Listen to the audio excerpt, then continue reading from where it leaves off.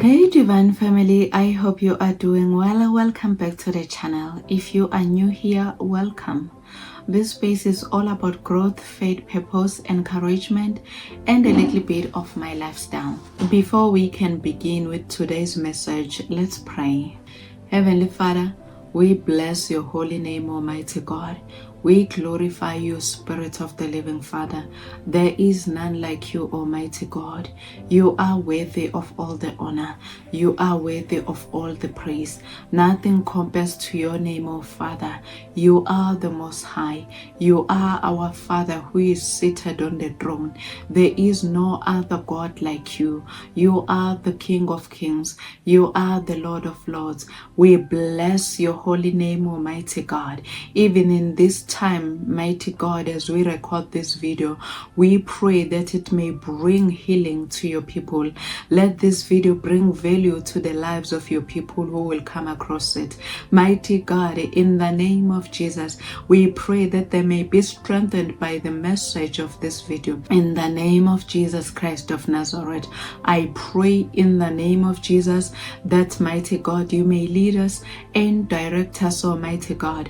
Everything that we're going to be doing here, let it align with your will, let it align with your purpose. And I pray, mighty God, that the recording of this video, let it bring glory and honor to your name and only your name.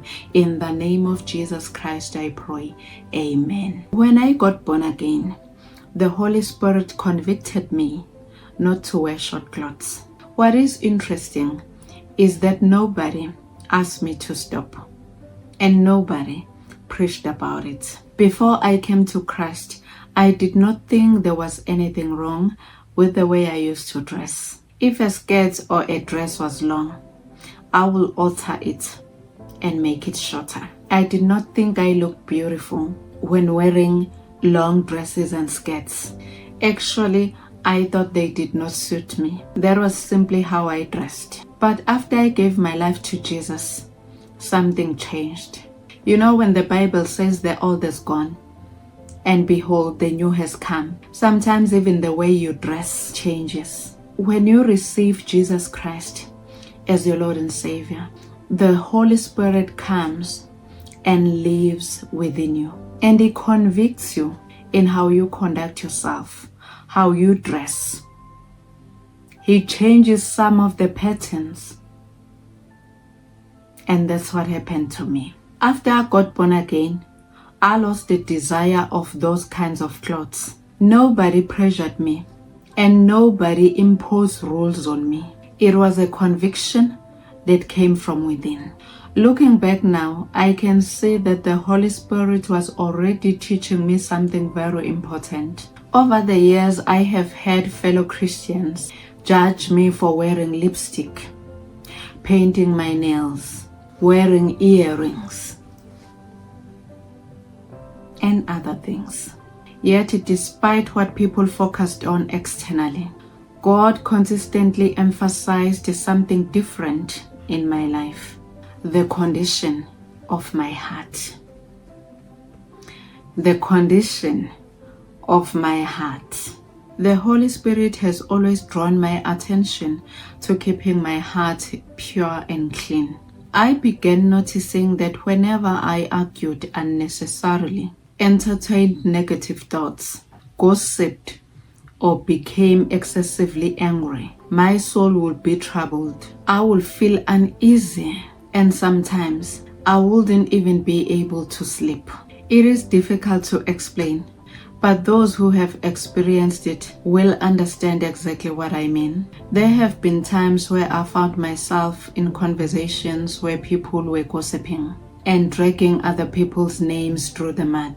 Afterwards, I will not even feel like praying. I am not saying I am perfect, far from it. I'm on a lifelong journey of growth and transformation. But those moments taught me one thing: the condition of my heart matters deeply to God.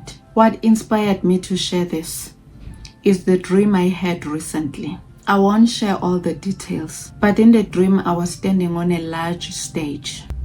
Actually, I was part of a panel some sort. And I knew I was there because of my identity that I have found in Christ, which means I was there to represent the kingdom. The stage where I was with other people on the panel was on an upper level, and down there was a large audience. And at some point they began playing worldly music and dancing. I cannot even remember the song, but it was not a gospel song. It was there, I don't know. What I remember is the state of my heart. I found myself dancing, not because I wanted to, because I wanted to fit in. I'm not saying there's anything wrong with dancing. The issue here was not dancing itself. The issue was what was happening in my heart. I was doing what everyone else was doing. I was going along with the crowd. I was seeking acceptance rather than standing firm in who God had called me to be. That dream reminded me of another dream I had a few years ago. In that dream, I was sitting in the front row among people with notable position and influence. I was among big people from all over the world. Next to me sat a woman carrying a child and breastfeeding. She looked different from everyone else in the room. I remember looking down on her in my heart. I despised and underestimated her. Yes, me, the child of God. I did all of that without saying a word. It was all happening within me, in my heart. When I woke up from that dream, I was deeply disappointed in myself.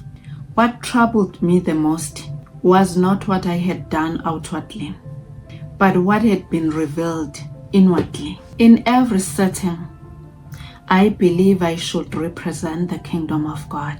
Yet in that dream, I saw attitudes in my heart that did not reflect Christ. It was painful because God was showing me areas that still needed His work. Those experiences helped me understand why God emphasized the purity of my heart from the very first day I accepted Jesus as my Lord. As I grew older and began to understand some patterns in my bloodline and the things that had occurred throughout my family's history, it all started to make sense. I realized that I have to be intentional about guarding my heart. I pray for it with intentionality because I know it can betray me.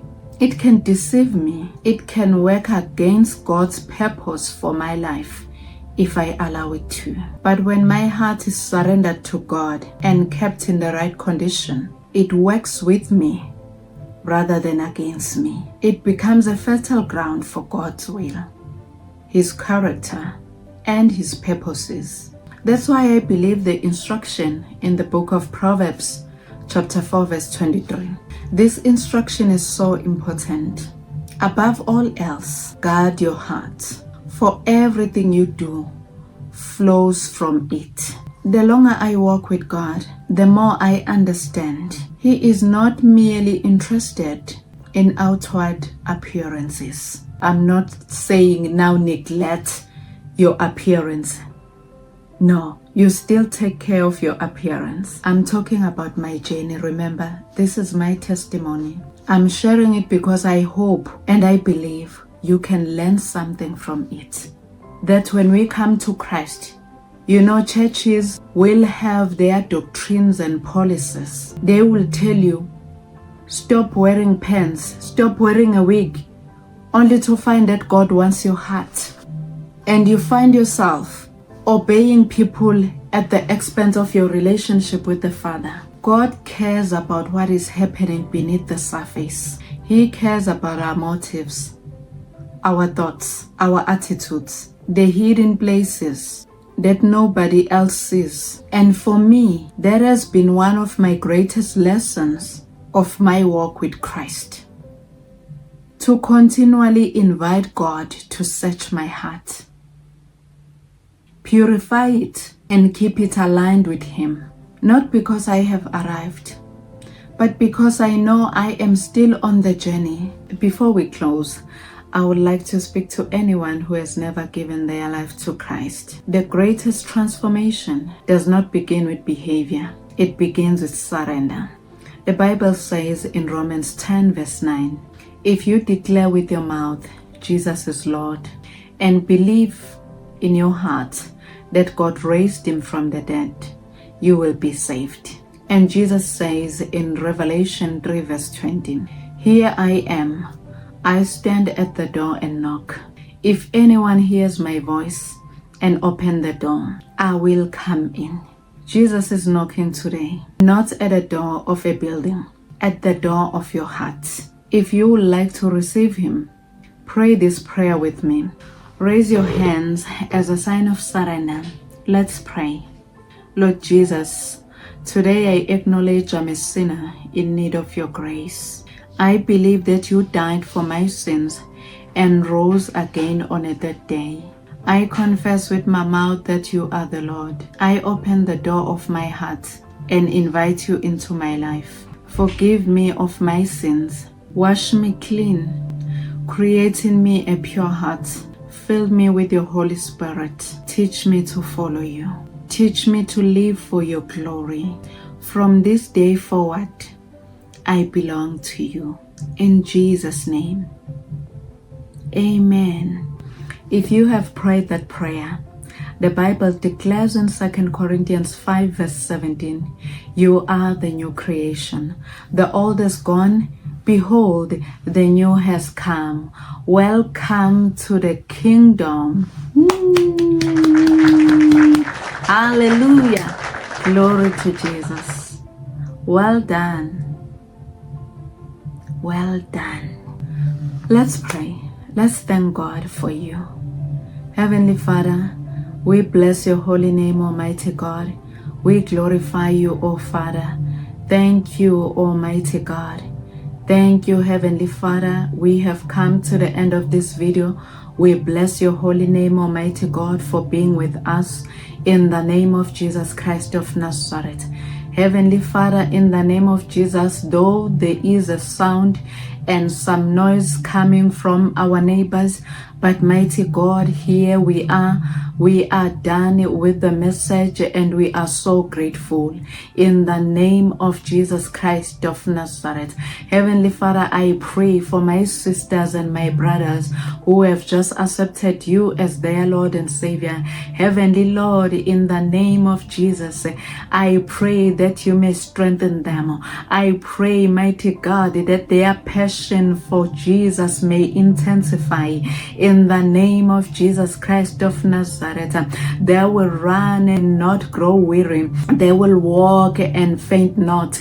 Renew their strength, Almighty God. Let them stand in the name of Jesus, anchored in your way. Let them stand, mighty God, for the kingdom. Let them represent the kingdom in the name of Jesus. I declare growth and transformation over their lives in the name of Jesus. Their old patterns are gone. Mighty God, their old attitudes are gone. Their old mindset, mighty God, is gone in the name of Jesus Christ of Nazareth. Heavenly Father, I pray that they are rooted in Christ. I pray, mighty God, in the name of Jesus, that you may lead them, mighty God, and show them your ways.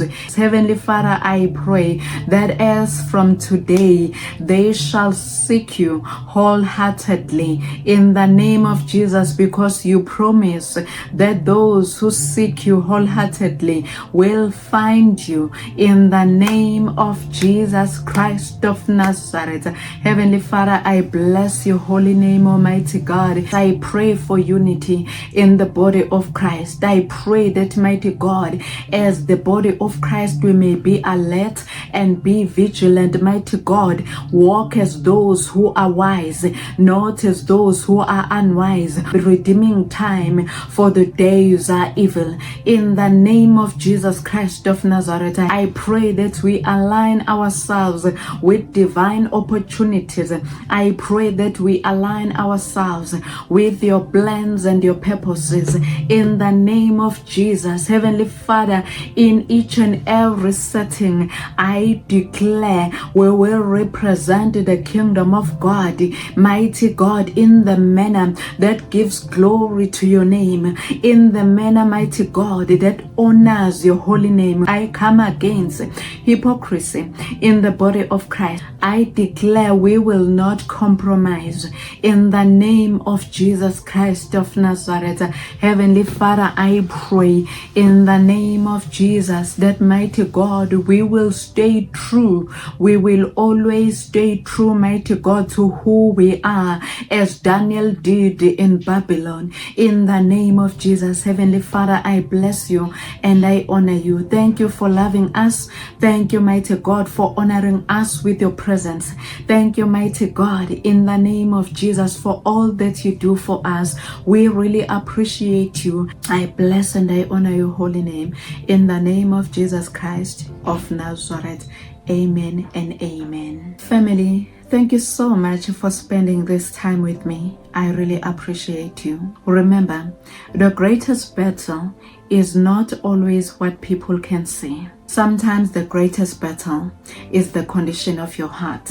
Guard it, pray for it, surrender it. Because a heart yielded to God becomes one of the greatest instruments He can use for His glory. Until next time, family, keep growing and keep shining. Stay blessed. Have you ever felt broken yet longed to feel whole? In fractured yet whole, embracing strength through faith. Journey through the raw beauty of imperfection, resilience, and divine restoration. This powerful book invites you to embrace your scars, not as flaws, but as sacred marks of growth. Through poetic reflection and heartfelt storytelling, discover how faith transforms brokenness into strength and pain into purpose. Whether you are navigating storms or standing in stillness, this book reminds you you are beautifully broken yet divinely restored. It's not perfection that makes us impactful. It's the courage to shine through the cracks. Fractured Yet Whole is available now, exclusively as an ebook. The link is in the description below, and if you are not sure, feel free to contact me directly.